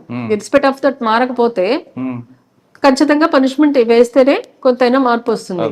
డ్రంక్ అండ్ డ్రైవ్ అండి 10,000 punishment, 10,000 fine. At the same time judge గారు కావాలంటే మనం అంత రిమైండ్ కూడా ఇవ్వచ్చు. సో అవన్నీ కూడా విస్తృతంగా అవగాహన కల్పించాము. డిసెంబర్ 31 రోజు కేవలం ఈ రోడ్ యాక్సిడెంట్స్ మీద విస్తృతంగా ఒక ర్యాలీస్ చేయించాము మొత్తం సబ్ డివిజన్ మొత్తం. ఎలాంగ్ విత్ ఆ పోస్టర్స్ అన్ని కూడా స్వయంగా నేనే డిజైన్ చేశాను. ఎమోషనల్ అపీల్ ఉండాలి అని చెప్పి ఈ అన్ని ఆ రోజు కంప్లీట్ సబ్ డివిజన్ నేను ఇక్కడ ఎమ్మిగనూరు టౌన్ లో చేశాము. సబ్ డివిజన్ ఎవరికి వాళ్ళు చేశారు. ఆ రోజు నైట్ మాత్రం ఎటువంటి ఇన్సిడెంట్స్ లేకుండా చాలా ప్రశాంతంగా గడిచిందండి ఇన్సిడెంట్ ఫ్రీ. అంటే నేను విన్నది ఏంటంటే ఎవ్రీ ఇయర్ ఈ డిసెంబర్ 31 నైట్ మాత్రం సైలెన్సర్ లేకుండా బైకులు తిప్పడాలు, డ్రంక్ అండ్ డ్రైవ్ చేసుకుంటూ వీధుల్లో తిరగడాలు, ఎక్కడైనా వీధుల్లో ఎవరైనా ఉంటే వాళ్ళని భయభ్రాంతులకు గురి చేయడాలు, ఇలాంటివన్నీ ఉన్నాయని చెప్పేసి నేను విన్నాను. సో అది ఈసారి లేకుండా మా సిఎస్ ఎలాగైతే తిరుగుతారో నేను కూడా నైట్ 1:30 దాకా నేను మొత్తం రోడ్స్ మీద తిరుగుతూనే ఉన్నాం మొత్తం ఎమ్మిగనూరులో. ఎక్కడ కూడా ఒక సింగిల్ ఇన్సిడెంట్ జరగలేదు. మేడం మీరు ప్రొఫెషనల్ చేసుకొచ్చారు, ఒకసారి పర్సనల్ లోకి వెళ్తా ఉంటారు. సాధారణంగా మగవాళ్ళు యూనిఫామ్ ఆఫీసర్లు అయినా ఇంట్లో భార్య వాళ్ళు ఇంకా ఉంటారు కానీ మీరు ఇక్కడ డ్యూటీ చేయాలి. ఇంటికి వెళ్ళిన తర్వాత అమ్మగాను అత్త కోడలుగాను భార్యగా ఇంకో డ్యూటీ ఉంటుంది. ఈ రెండు ఎక్కడైనా క్లాష్ అవుతుంటాయా? అవుతుంటదండి. అంటే వర్కింగ్ విమెన్ కి ఫ్యామిలీ సపోర్ట్ లేకపోతే మాత్రం చాలా కష్టం అవుతుంది. కాకపోతే ఇంకా ఫ్యామిలీ సపోర్ట్ ఉండడం వల్ల మా హస్బెండ్ చాలా కోఆపరేటివ్. ఆయన ఆల్మోస్ట్ వర్క్ ఫ్రమ్ హోమ్ చేస్తూ ఉంటారు. సో బాబు నేను వచ్చేలోపు బాబు వచ్చినా ఆయన చూసుకుంటూ ఉంటారు, నేను వెళ్ళిన తర్వాత నేను చూసుకుంటాను. కానీ ఫ్యామిలీ సపోర్ట్ అయితే కంపల్సరీ ఉండాలండి వర్కింగ్ విమెన్ కి. రెండు బ్యాలెన్స్ చేయడం కష్టము. కాకపోతే family is always family top priority ఇవ్వాల్సిందే. కానీ మనకి ఉండే జాబ్ హైలీ ఛాలెంజింగ్. ఆల్మోస్ట్ మన 24 hours టైం కూడా డిమాండ్ చేస్తుంది. ఎందుకంటే ఏ టైంలో ఏది జరుగుతుందో మనకు తెలియదు.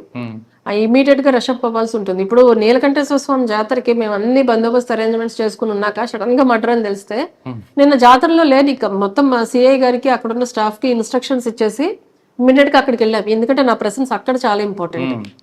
సో అట్లాగా ఆ రోజంతా సంఘటన వచ్చినప్పుడు ఇంట్లో పెళ్ళిళ్ళు మమ్మీ రా ఫంక్షన్ ఉంది పుట్టినరోజు ఉంది అంటారు కదా, అప్పుడు ఏం చెప్తారు? ఏమోనండి, నేను వచ్చిన తర్వాత కొన్ని నేను ఎక్కువ జాబ్ కే ఇంకా ప్రయారిటీ ఇచ్చాను. ఎందుకంటే నా ప్రెసెన్స్ కంపల్సరీ అవసరమైనప్పుడు మాత్రం నేను ఫీల్డ్ లోనే ఉన్నాను.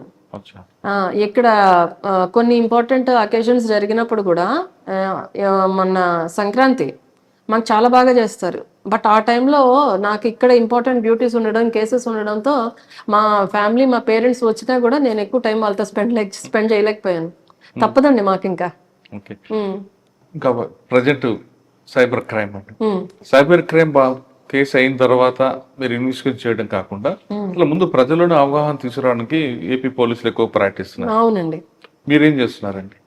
మేము ప్రజలకు ఏం చెప్తారు మీరు? రెగ్యులర్ గా ఇప్పుడు ఏదైతే అవేర్నెస్ ప్రోగ్రామ్స్ పెడుతున్నామో అన్ని ప్రోగ్రామ్స్ లో కూడా కంపల్సరీ సైబర్ క్రైమ్ అవేర్నెస్ ఖచ్చితంగా ఎన్నికలు ఉన్నాయి, కేసులు ఉన్నాయా సైబర్ క్రైమ్? వస్తుంటాయండి. సైబర్ క్రైమ్ అనేది అదే చెప్తున్నా కదా, దానికి ఏ పరిధితో సంబంధం లేదు, లిమిట్స్ లేవు. ఎక్కడి నుంచైనా ఎప్పుడైనా సైబర్ క్రైమ్ బాధితులు అవ్వచ్చు. ఒకప్పుడు దొంగదనం చేయాలంటే మన ఇంటికి వచ్చో మన దగ్గరికి వచ్చో చేయాలి. ఇప్పుడు అట్లా కాదు, మనం అక్కడ ఉంటాం, అక్కడ నైజీరియాలో ఉండొచ్చు, ఎక్కడైనా మన బ్యాంక్ నుంచి డబ్బులు తీసేసుకోవచ్చు. మనం సేఫ్ గా ఉంటుందని డబ్బులు ఇంట్లో పెట్టుకోకుండా బ్యాంక్ లాకర్ లో పెట్టుకుంటాం, బ్యాంక్ అకౌంట్ లో పెట్టుకుంటాం. ఆ అకౌంట్ లో డబ్బులు పోతున్నాయి కదా ఇప్పుడు. అదే సైబర్ క్రైమ్. సైబర్ క్రైమ్ లో ఒకప్పుడు ఏంటంటే కొంచెం అత్యాశ గాని భయం గాని రెండింటి వల్ల పోయేవి డబ్బులు. అంటే మనకి ఫోన్స్ వస్తూ ఉంటాయి, స్టాక్ మార్కెట్ లో ఇన్వెస్ట్ చేయండి, దీంట్లో ఇన్వెస్ట్ చేస్తే తక్కువ టైంలో రెట్టింపు లాభాలు లేదా మూడింతల లాభాలు అని చెప్తే ఓకే, తక్కువ టైంలో మనం ఎక్కువ ధనవంతులు అయిపోతున్నాం కదా అని ఆ ఆశతో దాంట్లో వెళ్తూ ఉంటారు. బట్ ఒకటి మనం గుర్తుపెట్టుకోవాల్సింది ఏంటంటే మనకు జెన్యున్ గా డబుల్ అవ్వాలంటే లీగల్ ప్రాసెస్ లోనూ జెన్యున్ గానే అవుతాయి తప్ప ఏ షార్ట్ కట్స్ ఉండవు దానికి. అది మనం గుర్తుపెట్టుకోవాలి. అదే ముందు చెప్తున్నాము. తర్వాత ఈ మధ్యన ఒక లింక్ వస్తుందండి. నేను ఈ లింక్ లో ఇలాగే రాసి ఉంటుంది, నేను ఇది అబద్ధం అనుకున్నా కానీ ఇది నిజమే, ఈ లింక్ నొక్కితే నాకు 5,000 వచ్చాయి, మీరు కూడా క్లిక్ చేయండి అని. మనము ఎవరికైతే ప్రజలకి అవేర్నెస్ ఇస్తున్నాం, వాళ్ళు సైబర్ క్రైమ్ మీకు ఇట్లా ఫోన్ చేస్తారు లేదా డిజిటల్ అరెస్ట్ అని చెప్తారు, మీకు ఫోన్ చేసి మీ ఓటీపీ చెప్పమంటారు, అవన్నీ చెప్పొద్దు అని మనం చెప్పేటప్పుడు వాళ్ళు కొత్త మార్గాలను వెతుక్కుంటున్నారు. ఎలా అయితే మనం నమ్ముతామో, ప్రజల నమ్మకాన్ని ఏ విధంగా పొందొచ్చో ఆ మార్గాల్లో వాళ్ళు వెళ్తున్నారు. సో ఇట్లా సైబర్ క్రైమ్ అనేది ఒకదానికి పరిమితం అవ్వకుండా రోజు రోజుకి రూపాంతరం చెందుతుంది. సో అన్నిట్లో మనం అవేర్నెస్ ఇస్తూ ఉన్నాము, ప్రజలు కూడా అప్రమత్తంగా ఉండాలని చెప్తున్నాం. ఎక్కువగా ఓటీపీస్ చెప్పడం కానీ, మన మొబైల్ కానీ, మన ఈ బ్యాంకింగ్ పాస్వర్డ్స్ చెప్పడం కానీ అవి ఎవరికి చేయొద్దు అని చెప్తున్నాం. At the same time cyber crime అంటే డబ్బులు పోవడం ఒకటే కాదండి, అమ్మాయిల్ని ఇబ్బంది పెట్టడాలు, మార్ఫింగ్ చేయడాలు, ఫొటోస్, క్లోజ్ ఫొటోస్ ఇలాగ షేర్ చేయడాలు అవన్నీ ఉంటున్నాయి. సో వీటికి కూడా మేము చెప్పేది ఏంటంటే అమ్మాయిలకి ఎస్పెషల్లీ మీ పర్సనల్ ఫొటోస్ ఎవరికి షేర్ చేయొద్దు. ఎంత క్లోజ్ ఫ్రెండ్ అయినప్పటికీ చేయొద్దు, ఎందుకంటే రేపొద్దు టర్మ్స్ ఎలా ఉంటాయో మనకు తెలియదు. ఇంకొకటి, బాగా ఇంటిమేట్ ఫొటోస్ ఏమన్నా ఉంటే కూడా ఫోన్లో పెట్టుకోవద్దు అని చెప్తున్నాం. హ్యాక్ చేయొచ్చు, దీనిలో డేటా వాళ్ళు తీసుకోవచ్చు ఎప్పుడైనా. ఫోన్ పాస్వర్డ్స్ కూడా ఎవరికి షేర్ చేయొద్దని చెప్పేది కూడా అందుకే. ఒకవేళ మన పాస్వర్డ్ తీసుకుంటే ఇమీడియట్ గా ఫోటో షేర్ చేసుకుంటారు కదా. అదే కాదు, జీమెయిల్ పాస్వర్డ్స్ కానీ, ఫేస్బుక్ లో కానీ మనకి తెలియని వాళ్ళ దగ్గర నుంచి, ఫిజికల్ గా ఎదురుగా మనకి లేని వాళ్ళ దగ్గర నుంచి ఫ్రెండ్స్ రిక్వెస్ట్ అయితే యాక్సెప్ట్ చేయొద్దు అని. ఎందుకంటే మనం పెట్టే పర్మిషన్స్ లో చాలా వరకు ఫ్రెండ్స్ కి మాత్రమే పరిమితం, వ్యూయింగ్ రైట్స్ అవన్నీ ఉంటాయి కదా. ఫ్రెండ్స్ లిస్ట్ లోకి ఒకవేళ ఇలాగ అన్నోన్ పర్సన్స్ వచ్చారంటే మన డేటా వాళ్ళు తీసుకునే ఛాన్స్ ఉంటుంది. సో మన పాస్వర్డ్ షేర్ చేయడం కానీ, ఇలా ఫ్రెండ్ రిక్వెస్ట్ అన్నోన్ పర్సన్స్ దగ్గర నుంచి యాక్సెప్ట్ చేయడం కానీ ఇట్లాంటివి చేయొద్దు. మీ ఫోటోలు ఎవరికి షేర్ చేయొద్దు అని చెప్తూ ఉన్నాము. మళ్ళీ ఓటీపీలు చెప్పడం కానీ, లేదా స్టాక్ మార్కెట్లో ఇన్వెస్ట్మెంట్ అని కానీ, లేదా ఇప్పుడు న్యూ ఇయర్ కదా మీకు గిఫ్ట్ వచ్చిందని చెప్పి ఫోన్ చేయడాలు, లేదా ఇదిగో ఈ లింక్ క్లిక్ చేస్తే దీంట్లో మీ బ్యాంక్ డీటెయిల్స్ అప్లోడ్ చేసుకోండి అని చెప్పడము. ఇట్లా ఈ మధ్య ఎలా వస్తుందంటే బ్యాంక్ నేమ్ తోటే వస్తున్నాయి, బ్యాంక్ వెబ్సైట్ లాగానే కనిపిస్తుంది, but it is a fake website. మనం క్లియర్ గా చూస్తే దాంట్లో స్పెల్లింగ్ మిస్టేక్స్ ఉండడం కానీ, యూఆర్ఎల్ తేడా ఉండడం కానీ ఉంటుంది. వాట్సాప్ లో వస్తున్నాయండి, బ్యాంక్ వాళ్ళ ఐకాన్ ఏదైతే ఉంటుందో అది డీపీగా పెట్టుకుని పెడుతున్నారు. డీపీగా ఉంటుంది కానీ పేరు మాత్రం స్టేట్ బ్యాంక్ ఆఫ్ ఇండియా అని రాదు, ఒక నెంబర్ వస్తుంది. సో జనాలు ఏం చేస్తున్నారు, ఇక్కడున్న డీపీని చూసి అది క్లిక్ చేసేస్తున్నారు. లేదా ఆర్టీఐ చలాన్స్ అని చెప్పి ఏపీకే ఫైల్స్ వస్తున్నాయి, అది క్లిక్ చేయగానే ఇమీడియట్ గా సైబర్ క్రైమ్ గురవుతున్నారు. సో వీటన్నిటి మీద విస్తృతమైన అవగాహన కార్యక్రమాలు కలెక్ట్ చేస్తున్నాము మా ఎస్పీ గారి ఆదేశాల మేరకు. ఇన్స్పైట్ ఆఫ్ దట్ ఇంకా కొంతమంది బాధితులు అవుతూ ఉన్నారు, కానీ దీంట్లో ఏంటంటే ఎక్కువ చదువుకున్న వాళ్ళే బాధితులు అవుతారండి, ఎక్కువగా వాళ్ళే బాధితులు అవుతున్నారు సైబర్ క్రైమ్ కి. సో వాళ్ళకి కూడా మనం ఇంకా అవేర్నెస్ క్రియేట్ చేస్తున్నాము. వాళ్ళు ఏంటంటే స్టార్టింగ్ లో వాళ్ళు రియలైజ్ అవ్వట్లేదు, ఒక కొంత పీరియడ్ ఆఫ్ టైం ట్రావెల్ చేసిన తర్వాత వాళ్ళు రియలైజ్ అవుతున్నారు దట్ వాళ్ళు కూడా విక్టిమ్స్ అయిపోయారు అని. పెద్ద పెద్ద డాక్టర్స్ ఉంటున్నారు దీంట్లో, సాఫ్ట్వేర్ ప్రొఫెషనల్స్ ఉంటున్నారు, వాళ్ళు కూడా చిన్న చిన్న అమౌంట్లు కాదు, ఆల్మోస్ట్ క్రోర్స్ లో లాస్ అవుతున్నారు. చేస్తూ ఉన్నాము, బట్ వాళ్ళలో కూడా ఇంకా అవేర్నెస్ వచ్చి వాళ్ళగా ముందు అలర్ట్ అవ్వాలి. ఫైనల్ గా చెప్పండి మేడం, డిపార్ట్మెంట్ లోకి వచ్చే అమ్మాయిలకు మీరు ఇచ్చే మెసేజ్ ఏంటి? డిపార్ట్మెంట్లోకి ఏదో మనకి అది చేయలేము అని అనుకోవద్దండి. ఏదైనా కూడా మన యాటిట్యూడ్ని బట్టే ఉంటుంది. ఛాలెంజెస్ డెఫినెట్గా ఉంటాయి. ఎందుకంటే ఫిజికల్గా కూడా హార్డ్గా ఉంటుంది, మెంటల్గా కూడా మనం స్ట్రాంగ్గా ఉండాల్సిందే. నేను చాలా సెన్సిటివ్ అట్ హార్ట్. బోత్ నేను ఫిజికల్గా సెన్సిటివ్, మెంటల్గా సెన్సిటివ్ అని నేను అనుకునేదాన్ని. బట్ సిచ్యువేషన్ అలా నన్ను తయారు చేసిందో లేదా నాలో ఉన్న పొటెన్షియల్ నేను తర్వాత రియలైజ్ అయ్యాను. But I'm able to with stand. మన సిచ్యువేషన్కి అడాప్ట్ అయితే, but at the same time మనం ఎక్కడ కూడా రాంగ్ రూట్లో వెళ్ళాల్సిన అవసరం లేదు. మన మీద మనకు నమ్మకం ఉండాలి, నాలెడ్జ్ ఉండాలండి. At the same time training పీరియడ్లో కానీ ఏదైనా మన లా మీద ఏదైతే అవగాహన ఉందో అది రావాలి ఫస్ట్. అది వస్తేనే మనం ఎక్కడైనా సర్వైవ్ కాగలం. నాలెడ్జ్ ఇస్ పవర్, అంతే. నాలెడ్జ్ ఉండాలి, మన మీద మన కాన్ఫిడెన్స్ ఉండాలి, ధైర్యంగా ముందడుగు వేయాలి. ఏది ఇంపాసిబుల్ అయితే కాదు. పోలీస్ డిపార్ట్మెంట్ అమ్మాయిలకి ది బెస్ట్ ప్లాట్ఫామ్ అంటున్నారు భార్గవ్ గారు. ఇక్కడికి వచ్చిన తర్వాత ఇది ఛాలెంజ్ జాబ్ కాబట్టి ఎస్కేప్ అవ్వడానికి అవకాశం లేకుండా ఒక నాలెడ్జ్ని కానీ మనం ఇంప్రూవ్ చేసుకుంటే ఖచ్చితంగా ఇది మంచి ఆపర్చునిటీ. ఇందులో పనిచేస్తే పబ్లిక్ నుండి మంచి పేరు వస్తుంది, మనకే కాదు మన కుటుంబాలకు కూడా ఈ పేరు వెళ్తుంది అంటూ భార్గవ్ గారు చెప్తున్నారు. ఆవిడ దగ్గర మనం నేర్చుకోవాల్సింది ప్రతి మహిళ కూడా, నేను పిల్లల కన్నాను, నాకు బాడీ సహకరించదు, ఇంకా నా జీవితం వంటగదికి పరిమితం అనే భావించే మహిళలందరూ కూడా ఈవిడ ఇంటర్వ్యూ ఖచ్చితంగా చూడండి. 2 పిల్లల కన్న తర్వాత కూడా ఆవిడ పోలీస్ ట్రైనింగ్ తీసుకొని ది బెస్ట్ పోలీస్ ఆఫీసర్ అయ్యారంటే ఆవిడకున్న కాన్ఫిడెన్స్ లెవెల్స్ ఎంత లెవెల్ ఉన్నాయనేది మీరు అర్థం చేసుకోవాలి. ప్రతి మహిళకు కూడా ఫిజికల్ కన్నా మెంటల్ స్ట్రెంగ్త్ ఎక్కువ స్ట్రెంగ్త్ ఉంటుంది. భార్గవ్ గారికి మాత్రం మెంటల్ స్ట్రెంగ్త్తో పాటు ఫిజికల్ స్ట్రెంగ్త్ కూడా పెరిగింది. దానికి కారణం అనంతపూర్లో ఒక పోలీస్ అకాడమీ యొక్క ఆఫీసర్ ట్రైనింగ్ అంటున్నారు భార్గవ్ గారు. ఖచ్చితంగా మీరందరూ కూడా అసలు మహిళలకే మెంటల్ టెన్షన్ అనుకుంటాక మెంటల్ టెన్షన్ కాదు, మెంటల్గా స్ట్రాంగ్ ఉంటారు మీరు. మీ మెంటల్ స్ట్రాంగ్ ముందు ఫిజికల్ స్ట్రాంగ్ అనేది జీరో. కాబట్టి మీరు అందరూ డిపార్ట్మెంట్ రండి, పోలీస్ డిపార్ట్మెంట్కి వచ్చి. ఇప్పుడు మగవారికి కాదు, పోలీస్ డిపార్ట్మెంట్లో మహిళలకు కూడా సమాన హక్కులు ఉన్నాయి కాబట్టి తప్పకుండా మీరు రండి అంటూ భార్గవ్ గారు చెప్తున్నారు. ఇది వారం భార్గవ్ గారితో ఎక్సలెంట్ ఇంటర్వ్యూ. వచ్చే వారం మరో గెస్ట్తో మళ్ళీ కలుద్దాం. అంతవరకు నమస్తే. Thank you madam. Thank you.